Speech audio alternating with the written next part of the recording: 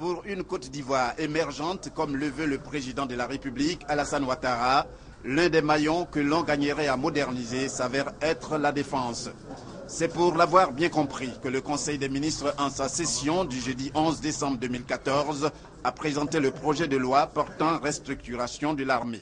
Il s'agit notamment de la prise en compte du Conseil national de sécurité, qui est un organe nouveau, la création, la composition d'un comité de coordination de défense, l'institution des commandements militaires régionaux de défense.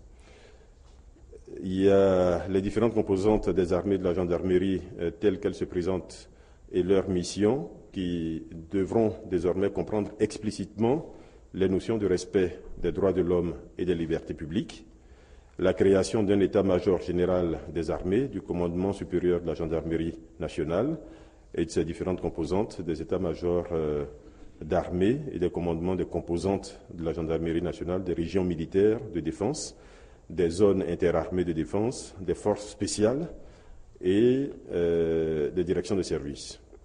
Il y a également le mode de fixation des effectifs des armées et de la gendarmerie nationale, les conditions d'emploi des armées dans le maintien de l'ordre et les opérations de secours.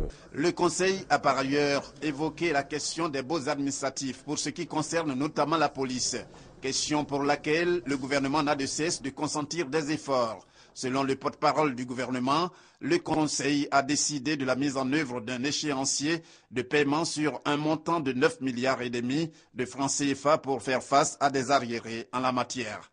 L'État a consenti d'importants efforts depuis quelques années pour loger ces personnels, mais il apparaît qu'il y a des difficultés réelles parce que l'État n'a pas les moyens pour héberger tout ce personnel-là dans des locaux propres.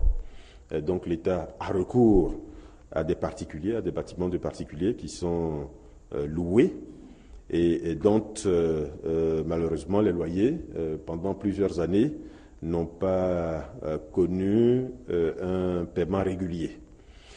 Donc des décisions importantes ont été prises. La mise en œuvre d'un échéancier de paiement, un échéancier de paiement qui est très clair. Il s'agissait dans un premier temps de 4,9 milliards de francs CFA. Le chef de l'État a consenti à remonter ce montant à 9,5 milliards de francs CFA, donc 5 milliards qui s'ajoutent, qui vont permettre en 2015 d'absorber une partie importante des arriérés de baux.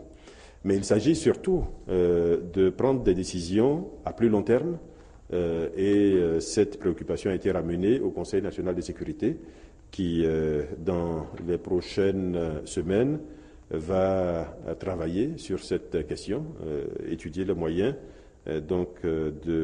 d'éliminer cette difficulté qui consiste à loger les agents et personnels des forces de défense et de sécurité. Le Conseil s'est par ailleurs félicité des avancées dans le processus de certification de l'aéroport Félix Houphouët-Boigny et de la réalisation du pont Henri Konan Bédié, dont l'inauguration est prévue le mardi 16 décembre prochain.